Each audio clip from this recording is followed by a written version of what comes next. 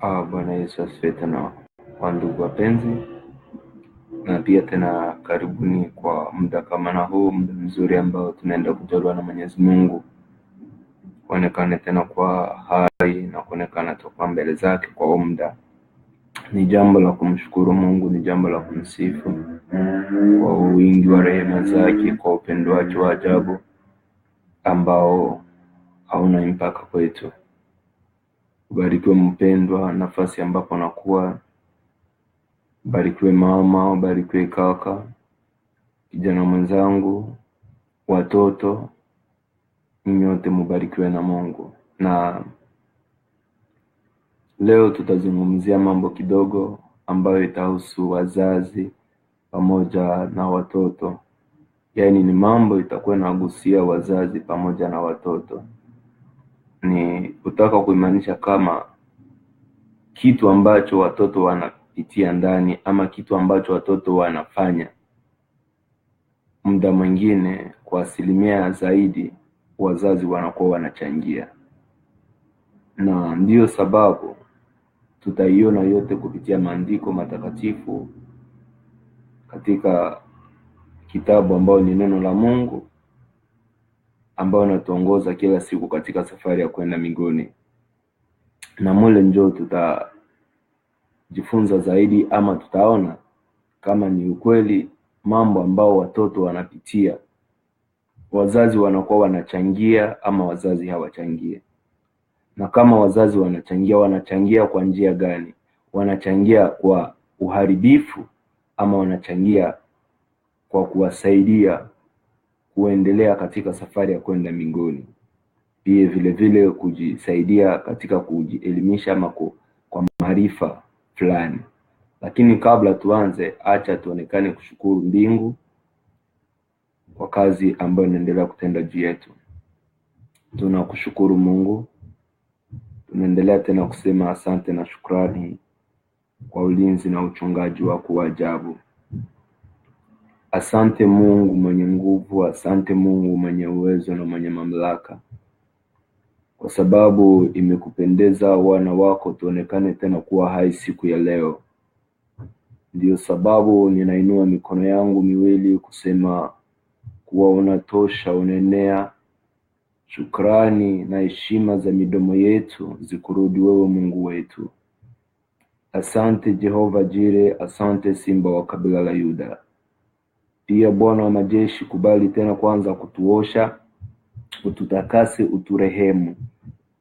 Tunakukosea kwa wingi wa makosa, msemi, mwenendo na tabia, lakini tunahitaji damu ya Yesu Kristo, damu ambayo imemwangika Golgotha kwa ajili ya ondoleo la dhambi na makosa yetu.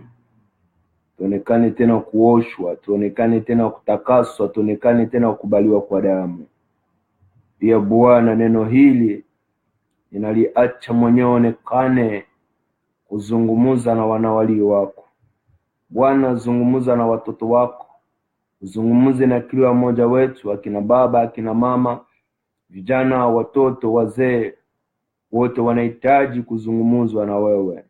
Wasikie mausia yako Mungu, wasikie lile ambalo umesema. Mungu, tafsiri mwenyewe. Naomba nikishukuru kwa uwezo na utukufu wa jina la Yesu Kristo. Amen. Tena mara kwanza, Bwana Yesu asifiwe.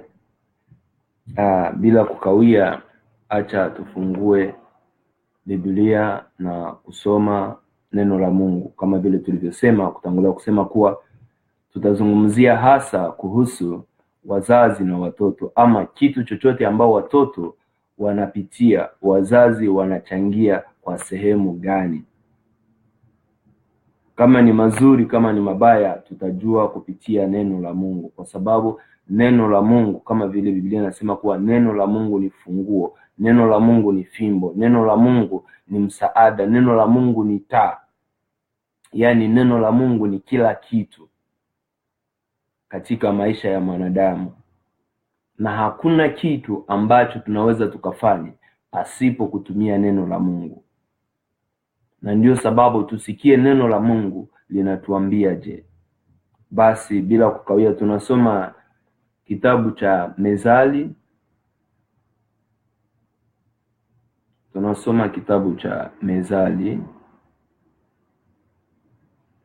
Mezali 22, tunasoma mstari wake wa 6. Pia tutasoma Mezali 23, tutasoma pia ule mstari wake wa 13 hadi 14.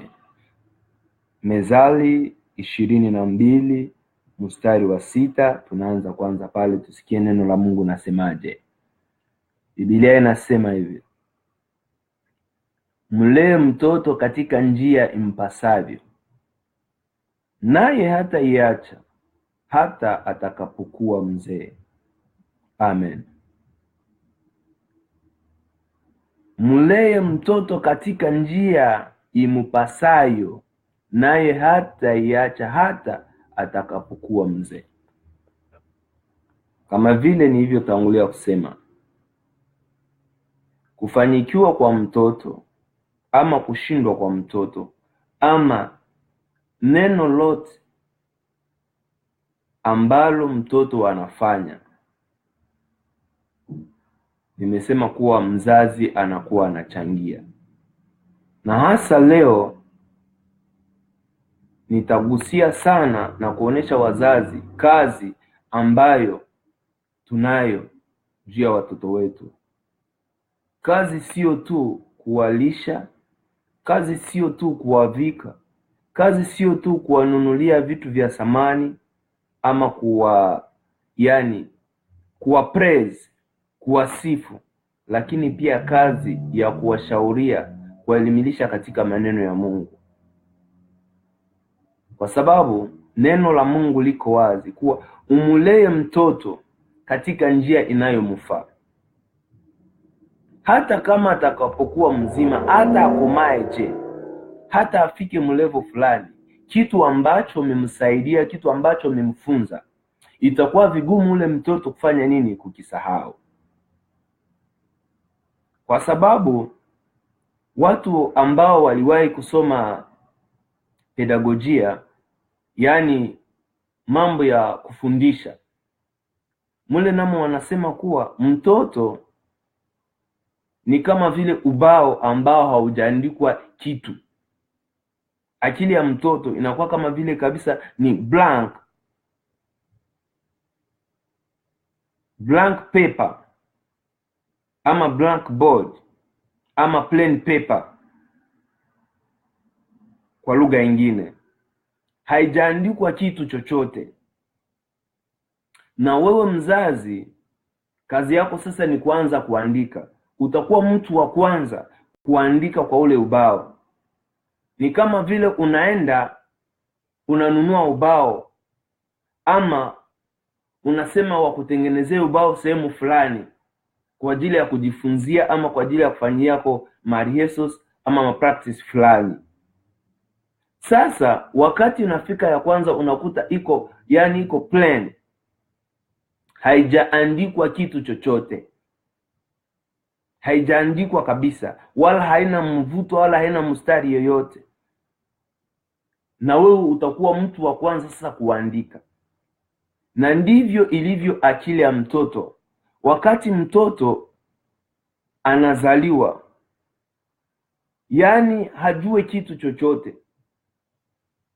Mtoto anazaliwa hajue kitu chochote, na mpaka gisi anaanza kukua, inafika kukiwango sasa anaweza akaongee ama anaweza akaone, anaweza akatambue kitu ama kufahamu kitu.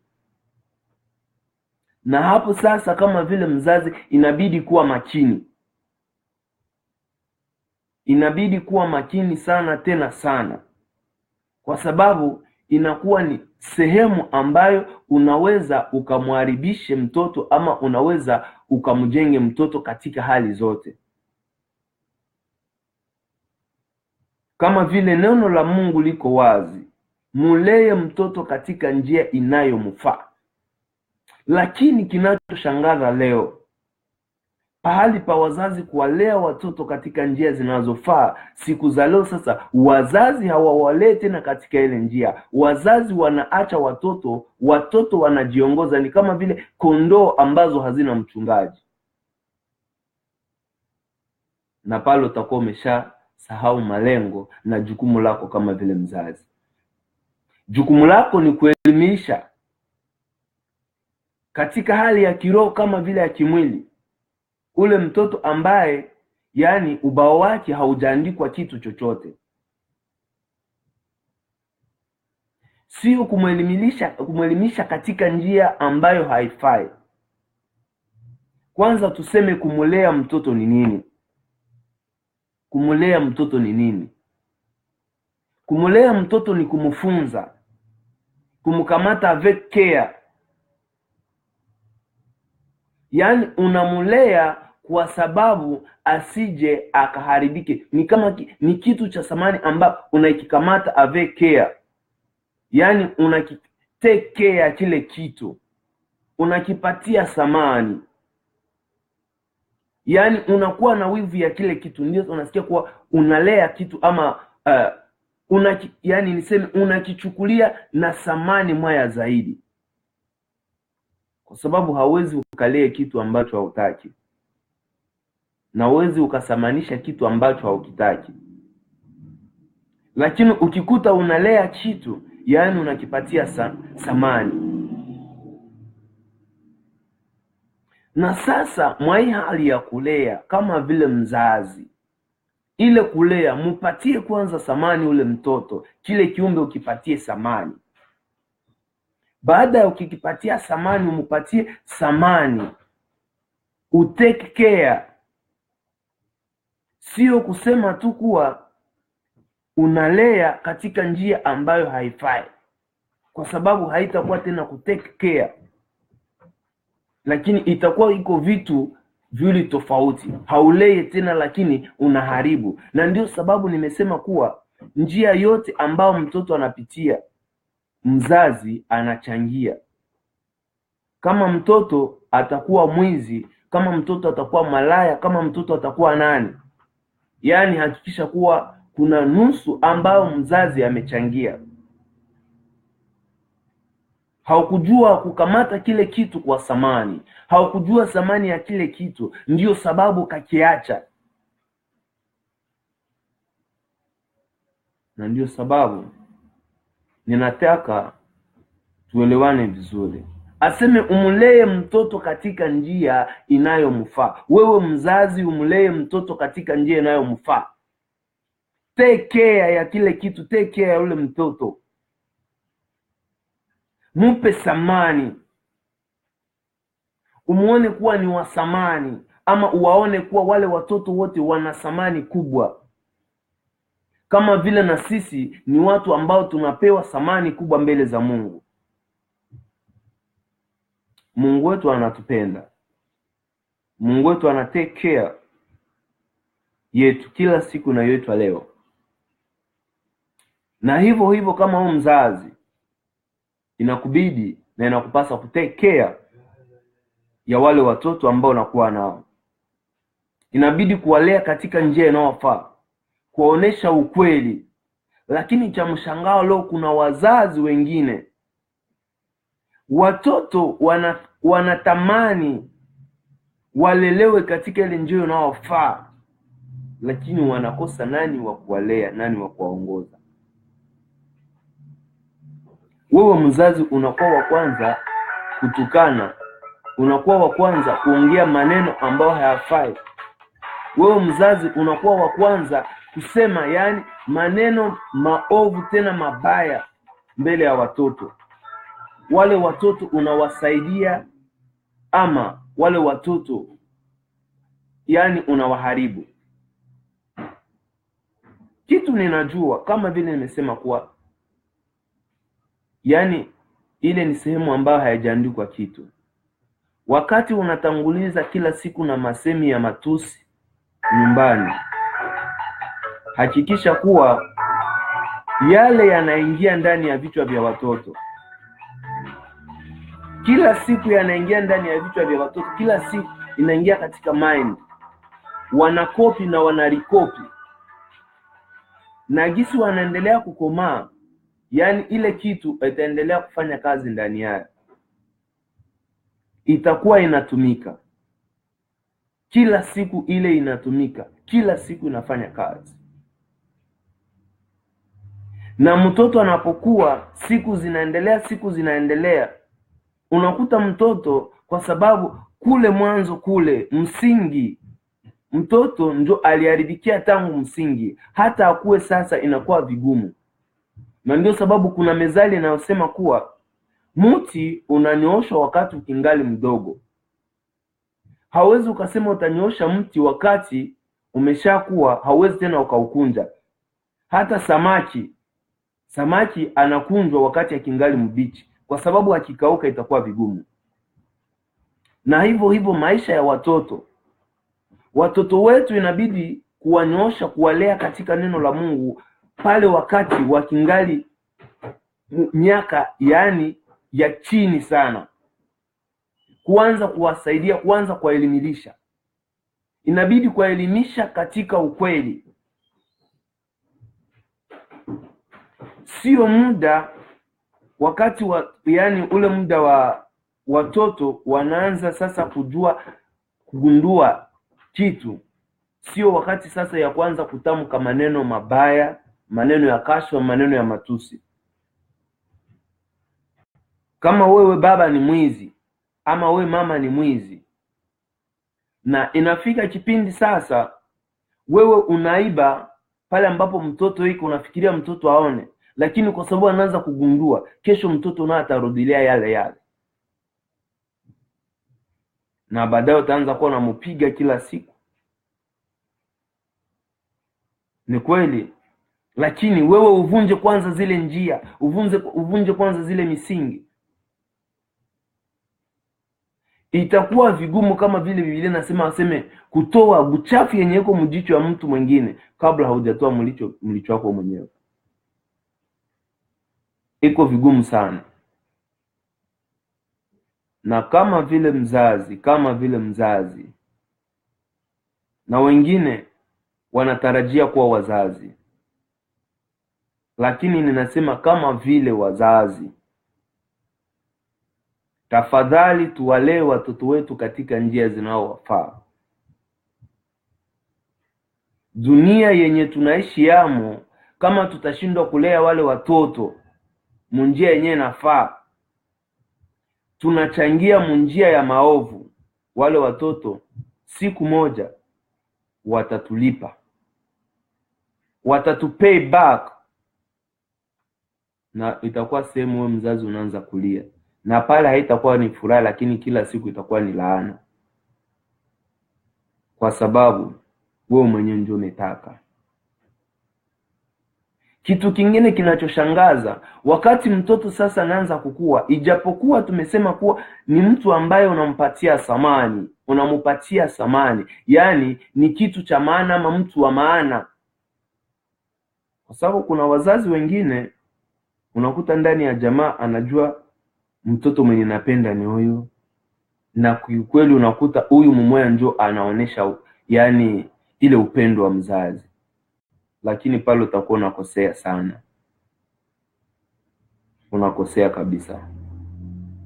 Kwa sababu watoto wote wako sawa, hawe mrefu au mfupi, awe mweupe awe mweusi ama wa aina gani, watoto wote wako sawa. Kwa sababu na kule mbele haujajua atakaye kusaidia ni nani. Unaweza kusema huyu ndio ninapenda kabisa, nasikia roho yangu, lakini kumbe ule ambao unawekea roho ndio atakuangamiza, na yule ambaye haukufikiria ndio ataonekana kuokoa. Mungu atusaidie, Mungu anatuhurumia kila siku. Hasa wazazi, Mungu atusaidie na kuturehemu sana. Tujue kuwalea watoto wetu katika njia zinazowafaa. Kuna wengine wazazi hata mtoto akifanya kosa hawezi akamkemea. Sasa haiko tena samani ile yenyewe unakamata, sio tena kitu au ikamate tena na samani, kwa sababu haupendi tena kumsaidia wakati anafanya kosa. Lakini kama mtoto unajua kuwa anafanya kosa tayari, ijapokuwa ni kitu cha samani, lakini mwite umwambie, fulani, kiukweli leo hujanifurahisha, kuna vitu umefanya kabisa sijafurahi. Muoneshe kosa, lakini usiogope kumwambia kama amefanya kosa. Hapana, kwa sababu unahitaji kesho ule mtoto kionekane kuwa kiumbe kenye kusaidia, kionekane kuwa kiumbe kenye kufaa kwa jamii lote nzima. Lakini sasa kama wewe utashindwa kumuonesha kosa, utakuwa njoo unamuua kweli, unamuua lote. Yaani pale haumsaidie tena. Sasa wewe njoo unamuua. Yaani wewe njoo unamunyonga kabisa. Na ndio sababu ukisoma neno la Mungu Mezali, ukisoma hii Mezali 23, ukisoma mstari wake wa 13, yaani utaona gisi inasema pale, watu wengine ama Wakristo wengine wanashindwa kuelimisha ama kusaidia watoto. Sijui kama inakuwa ni Ukristo unapita ama nini, lakini muda mwingine sitasema kuwa ni Ukristo, kwa sababu Biblia iko wazi. Aseme hata mtoto kama ungempiga fimbo hata kufa. Na haijasemekana kwa sasa kwa sababu Biblia inasema kuwa mpige fimbo wewe ndio ukamate kama ni kile kifimbo kama ya kuchungia ng'ombe. Hapana. Unahitaji usaidie, uelimishe ule mtu aonekana kuwa wa thamani, na thamani yake itumike na ionekane mbele za watu. Lakini kinachosumbua wewe mzazi, wale watoto unawachukuliaje? Mimi usinigusie mtoto, ni kweli, lakini wewe unafanya nini? Kuna wengine watoto huku nje, yaani watoto niseme kuwa hata mishipa ya dhamiri ama mishipa ya adabu imeshakatika, imeshatoweka. Mtoto akisimama hapa anatukana mtu mzima, yaani utasema mwenyewe kama ingilikuwa vizuri kama ningiliziba masikio. Lakini mzazi anasimama tu, na ukiletea sasa ule mzazi ripoti kuwa mzazi mwenzangu mtoto kabisa hajafanya, hapana. Yaani hapo nataka sasa kugusa roho yangu. Yaani unakuta wengine wazazi wanawaka, utafikiria wamepatiliwa kabisa ile pilipili ya Kihindi. Atawaka, yaani ni hatari. Sasa unafikiri ule mtoto unamsaidia nini? Unamsaidia nini? Ninataka nikwambie kitu kimoja. Mzazi una jukumu kubwa. Haijamarisha kwa sababu uko Ulaya, ila kumbuka Biblia ni moja. Hii Biblia ni moja. Hakuna sehemu ambapo utakuta sema kuna Mungu wa Ulaya, kuna Mungu wa Afrika, kuna Mungu wa Marekani, kuna Mungu wa Australia kama na zingine. Hakuna. Na kama basi wako haya, basi turudie Afrika, twende tukatafute Mungu wetu. Kwa sababu kinachoshangaza hasa wazazi ambao mnatetea watoto munjia ambazo hazifai. Kama mtoto amefanya kosa, muambie umefanya kosa, haujatenda haki. Wendo kaombe msamaha. Lakini wazazi wengine aombe msamaha ya nini? Amekosea nini? Tumewaona wengi, tumeishi na wengi, na ndio sababu sio jambo la kushangaza wala jambo jipya, lakini ni hali ya kusaidiana. Ule mtoto akikosa mbingu juu yako, na we mbingu hautaingia. Usijidanganye. Usijidanganye kama ule mtoto atakosa mbingu, na we mbingu huingie kama vile mzazi. Na utaniuliza kwa nini? Watoto wanafanya umalaya, wanajiuza. Baada ya kujiuza, anafika nyumbani, anakuletea kama ni pesa ndogo anakupatia, unamwambia may God bless you. What kind of God are you talking about? Unaongelea Mungu gani ambariki?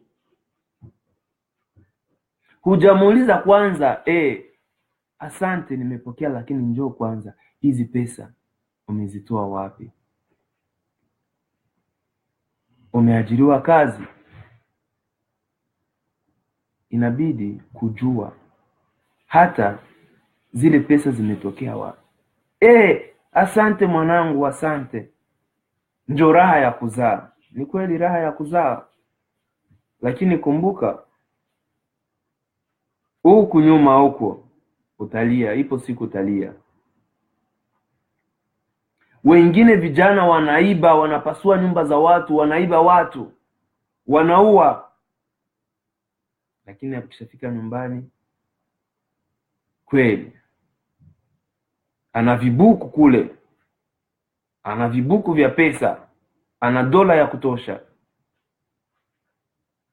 anamgawia mama, anamgawia baba. Hata mzazi hajauliza umetoa wapi. Ni vizuri wewe mzazi kujua mtoto wangu anatumika wala hajatumika. Hivi mtoto wangu ameajiriwa sasa? Hivi kwa wiki ama kwa saa anapokea pesa ngapi, ama kwa mwezi?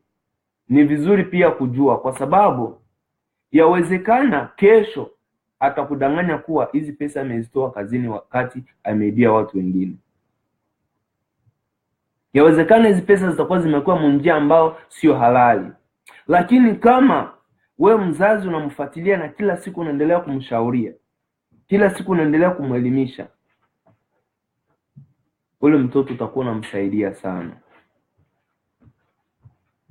Afadhali mwenyewe ashindwe, lakini we kama vile mzazi utakuwa tayari umeshafanya jukumu lako. Kama vile mzazi utakuwa tayari umeshafanya jukumu, umefanya jitihada yote. Kama atashindwa basi ashindwe, lakini we kabisa ninakuhakikishia kuwa hata Mungu atakuwa anajua kuwa huyu mtu amefanya lile ambalo angelipasha kufanya, na pale ule mzigo utakuwa kwa ule mtoto mwenyewe. Lakini kama ukingali unasapoti yale mabaya, unasapoti zile dhambi, zile makosa za watoto, na kuambia hakuna mbingu utaingia.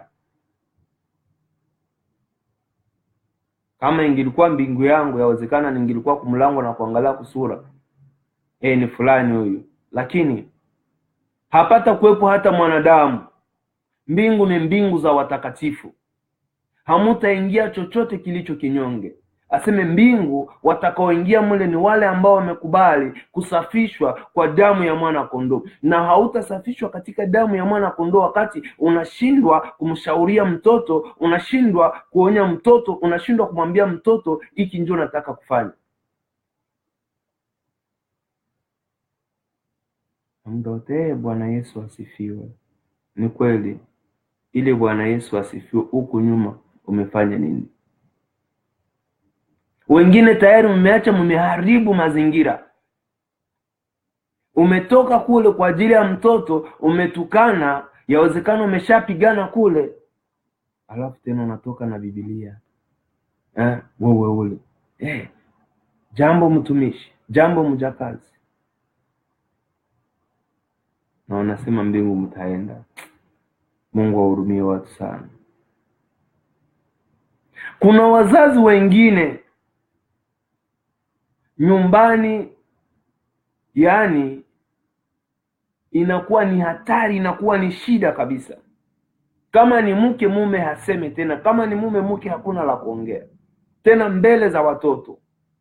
Na ule binti akiolewa, akichukua zile tabia unasema binti wangu wanamuonea tu. Hapana, wewe mama, wewe ndio umesababisha. Wewe baba ndio umesababisha.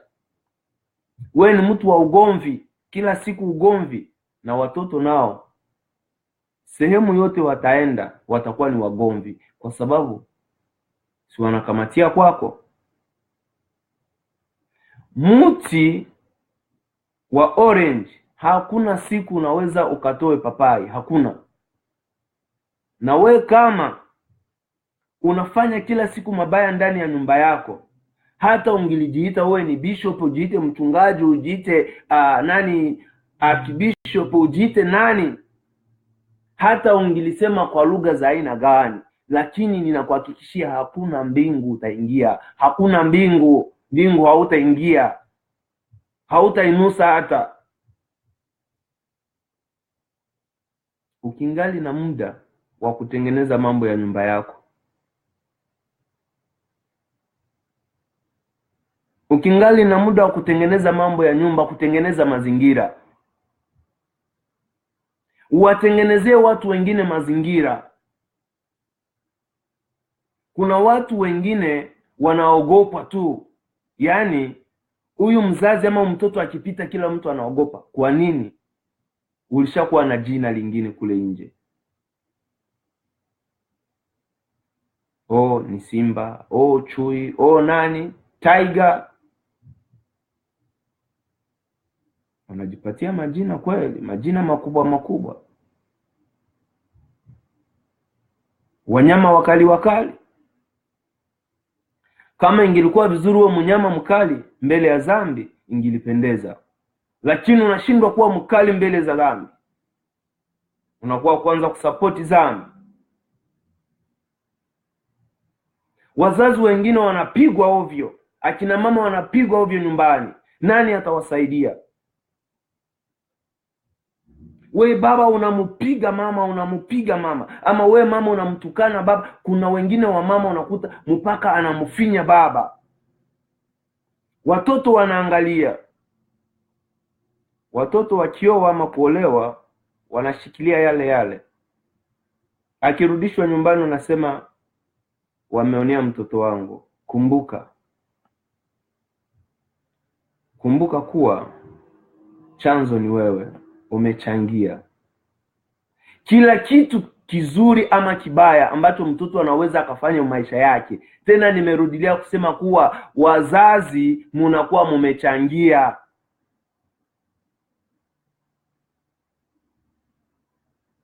Mumekuwa mumechangia. Mzazi ambaye hajajua gisi ya kuelimisha mtoto, gisi ya kumwedike, haujakuwa mzazi. Kama haujajua gisi ya kumshauria mtoto katika neno la Mungu, kumwambia neno la Mungu linasema hivi, inabidi kufuata hii njia, usifate njia, hakuna.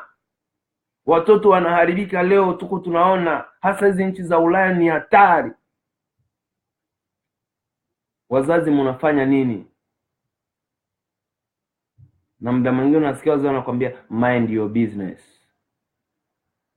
Ni kweli watu mind their business, lakini nawe mbele za Mungu you mind your own business. Utasimama wewe mwenyewe, utalia ile siku, kutakuwa kilio ya kusaga meno. Utasaga meno, utalia, wala hautapata wa kubembeleza. Kama wazazi wote wangilikubali wajiweke kwa msimamo na kwa mstari na kusema kuwa leo tunasimama kupinga haya ambao watoto wanafanya, ulimwengu haungiliharibika. We mama unaingiza mume ndani wakati baba haiko. Unataka nini kwa binti wako? Basi naye ni kawaida anaingiza. Nyumba inakuwa ni trash. We mama unaingiza, binti naye anaingiza. Mvulana na hapana, na mimi naingiza. Yaani inakuwa ni trash, sehemu ya kutupa takataka. Na nje unakuta, Bwana Yesu asifiwe, na mkikuwa kanisani, roho za uongo, mnajifanya kuwa Wakristo, mnajifanya kuomba, mnajifanya kuimba na kuhubiri, wakati huku ndani mmeharibu mambo, mazingira yameharibika. Kazi gani utafanya? Utamshauri mtu je, wakati umeshindwa kwanza kushauria nyumba yako? Watoto wako wote wa malaya, watoto wako wanaiba, wanaua watu. Na nilikuwa vizuri ujikalie nyumbani. Hakuna cha kushauria watu kanisani. Kwanza na kuhubiri uache, na kuimba uache, huduma uache, kwa sababu haufai.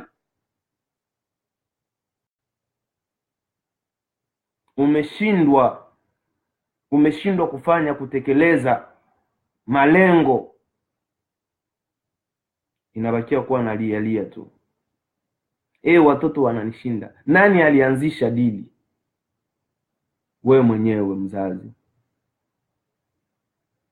Wazazi mtanisamehe kama utakuwa umenisikia vibaya, samahani kweli, utakuwa unanisamehe, lakini ninachokitaka ni kuwa siku moja na wewe jina lako liandikwe katika wale watu ambao watakuwa wanasherekea, ambao majina yao yameandikwa katika kile kitabu cha uzima. Sijakutakia mabaya, lakini ninakutakia mema. Kama jina lako lingeandikwa katika kitabu cha uzima, kama ungelikuwa miongoni mwa wale ambao watakaoshiriki karamu ya mwana kondoo, ambao watakaopanguzwa machozi na kusema karibuni wanangu, kwa sababu mmeshinda ziki ya dunia.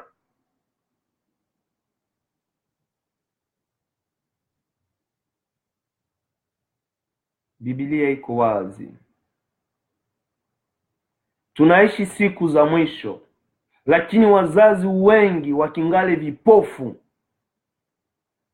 Muna macho lakini hayaone, muna masikio lakini hayasikie, muna mapua lakini hayafanye kazi, wala vinywa vyenu havifanye kazi. Mumekuwa tu kama ni mapambo ndani ya nyumba, kwa sababu ya kuogopa sheria ya nchi, sheria ambazo zimetiwa na devil worshippers, waabudu sanamu, waabudu ibilisi. Kwa sababu ya sheria zao mmeogopa, na mnashindwa hata kusimama na kusema kwa jina la Yesu Kristo wa Nazareti, ninakataa hizi sheria ndani ya nyumba yangu. Unashindwa kwa nini?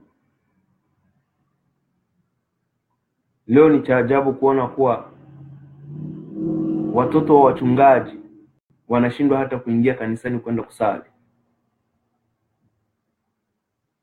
Biblia inasema asiyejua kuongoza nyumba yake hawezi akaongoze kanisa la Bwana. Hautaongoza kundi la Bwana. Acha, jikalie yako sehemu moja, ujikalie sehemu moja. Hakuna kazi utafanya, hakuna kazi. Nyumbani huko mtu wa vurugu, watoto wanafanya hiki na wanafanya hiki, na kuna wengine hata watoto wanashindikana kwa sababu ya tabia mbaya. Tabia mbaya za wazazi. Unakuta mtoto alikuwa sawa, lakini tabia yako wewe, tabia mbaya inasababisha mtoto anashindikana. Na kuambia hakuna mbingu utaingia. Hii mbingu hii hautaingia kama ukingali na zile tabia. Ninakwambia cha kwanza, kubali kwanza, urenew maisha yako bupya, uwashaurie watoto, uwaoneshe ukweli, wapatie samani. Sio kuambia tu kwa sababu umeniletea hiki pale tuko marafiki, siku ya kupata hakuna. Na ile inasababisha watoto wengi wanafanya umalaya. Tumeviona. Wewe ukingali unafanya nini hapa hii miaka yote? Benzako ba hii miaka balishaka olewa. Wewe ukingali unafanya nini hapa? Anasubiria muda wa Bwana. Kwa nini kumpush? Kwa nini unamsukuma? Kwa nini unamsumbua? Muache anasubiria muda wa Bwana. Usichemshe kitu ambacho hakijakuwa ndani yake. Haujajua ana ahadi gani na Bwana, ana ahadi gani na Mungu, ama malengo yake ni gani. Yawezekana anajikuta kuwa sijatimiza malengo ambayo ninahitaji niache wazazi wangu mahali fulani ama mahali, lakini sasa unampush wakati hajatimiza yale malengo yake. Na ndio sababu unakuta wengine wanaolewa vibaya, ama wengine wanaoa vibaya kwa sababu unaambia wewe, yani unahitaji mpaka ndevu zianze kusuruka chini njoo uoe. Unasubiria mimi nikufe njoo uoe.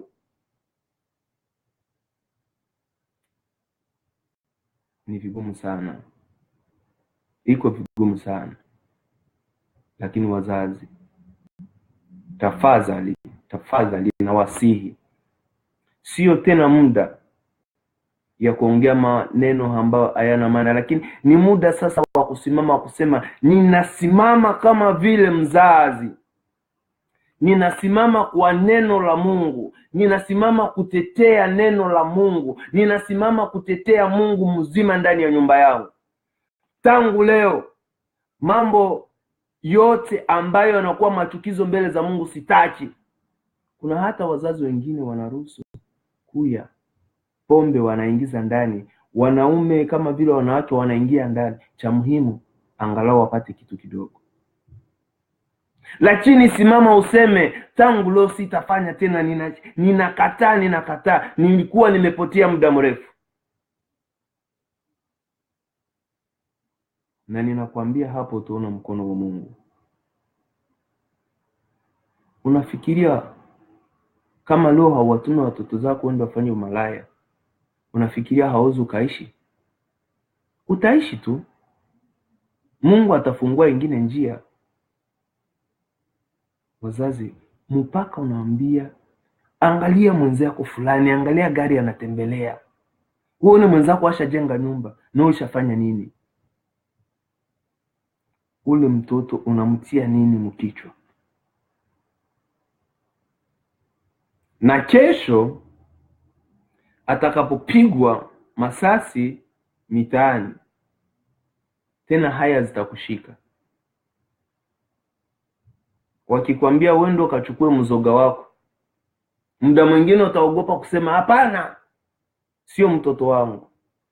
Haiko tena mtoto wako kwa sababu ameshafariki. Unasahau kuwa wewe ndio ulikuwa unamtuma. Mzazi mwenzangu, ninakusihi sana,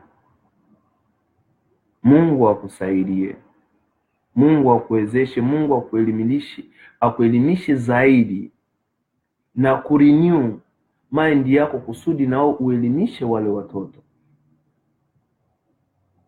Acha wakati watoto wanafanya kosa, wanafanya dhambi, tuambie mumekosea hapa. Na hasa cha msingi nimesema hizi inchi za wazungu hizi, tafadhali wazazi muchukue zile responsibility zenu kama vile wazazi. Msiache watoto kuingia na kutoka kama vile wanavyotaka. Kumbuka kuwa sisi ambao ni Wakristo tunatembelea theocracy, yani uongozi wa Mungu. Lakini kama unajua kuwa ni wa dunia, kila siku unatembelea demokrasi. Nafikiri unielewe vizuri.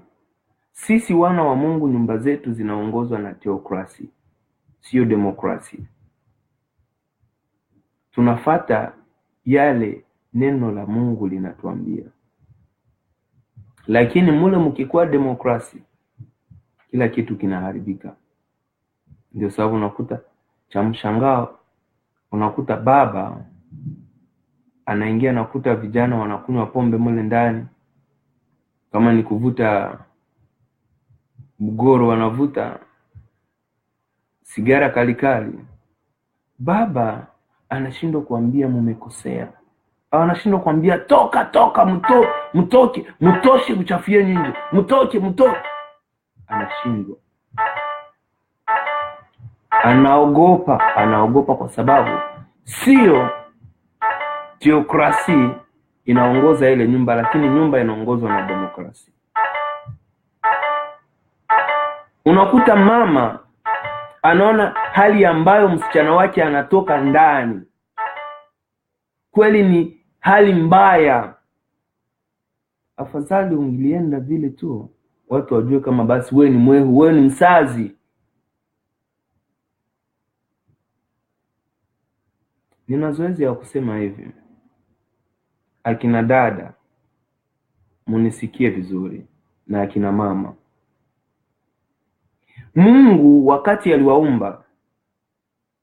aliwaumba na thamani yenu, lakini mumefika yani kwa level fulani mkawa mnajisahau, mkawa mnatupa thamani yenu. Mungu amekuumba jinsi ulivyo, una thamani kubwa, hasa wewe mwanamama, mwanadada. Lakini cha kushangaza, unajua kama mtu yeyote ambaye anavaa uchi hana utukufu wa Mungu? Hakuna utukufu wa Mungu. Na ukisoma Biblia, wakati Adamu na Eva walijikuta wako uchi, utukufu wa Mungu ulikuwa ushatoka. Ilibidi Mungu awafunike, Mungu akawatengenezea mavazi. Sasa wewe, Mungu anatengenezea watu mavazi, lakini wewe unavua mavazi, unaanza kutembea vile. Napo nasikia, no, iko maisha yangu, this is my life, is my life, yeah, is your life, but remember that hell is real and heaven is real. If you miss the heaven, you not miss the hell. Ukikosa mbingu, haukose Jehanamu, hautakosa. Yani ujue kama kila kitu kiko sawa. Ukikosa mbingu, hautakosa Jehanamu. Ninataka nikushaurie kitu kimoja, wewe mwanakaka, wewe mwanadada, akina baba, akina mama, sio tena muda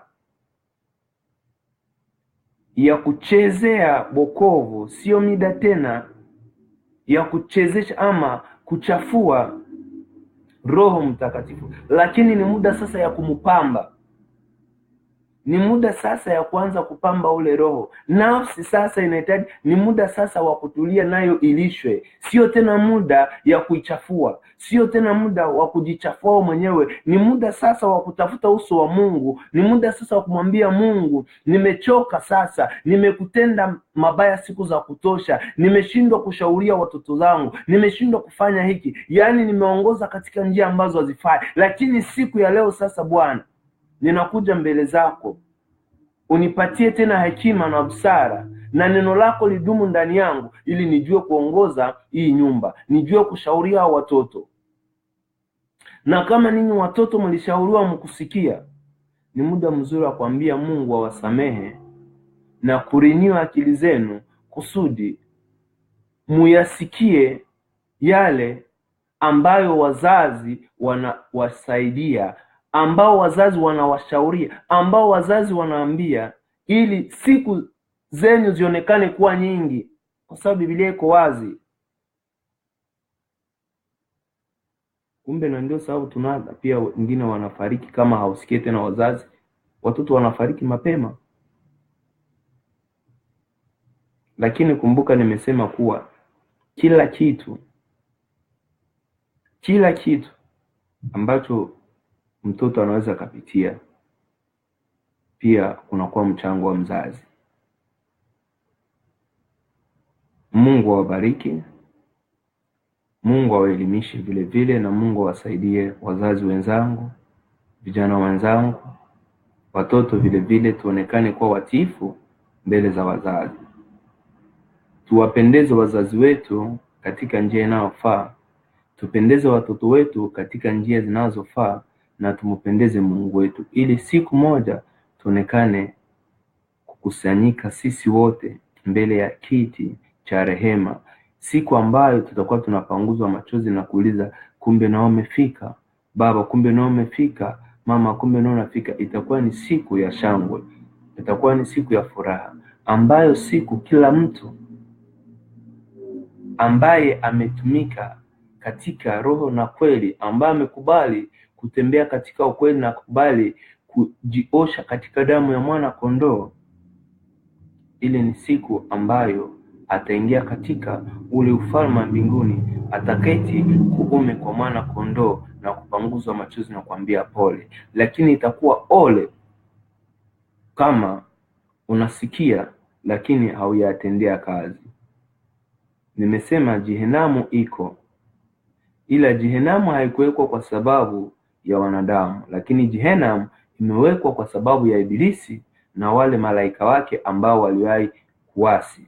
Lakini kwa sababu ya shida, kwa sababu Ibilisi akaona hapana, siwezi nikaingia Jehenamu mimi mwenyewe, akaleta distraction mu watu, akaleta michezo mu watu, ili wasifanye nini? Wasijikaribie na Mungu, ili waonekane kumfuata katika moto wa milele. Lakini siku ya leo Mungu akusaidie, Mungu anisaidie, haya maneno ya Mungu yaendelee kufanya kazi ndani yetu, yaendelee kutumika na tuyaishi. Basi tuombe kwa kumaliza. Ninakushukuru Mungu, ninaendelea tena kusema asante, kwa sababu wewe ndio Mungu wetu na ulijua kwa nini neno lako litolewa.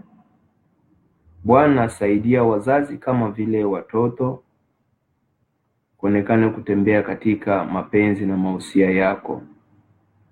Wazazi wapatie hekima na busara ya kuwalisha watoto wako, hasa neno lako ambalo ni neno la uzima.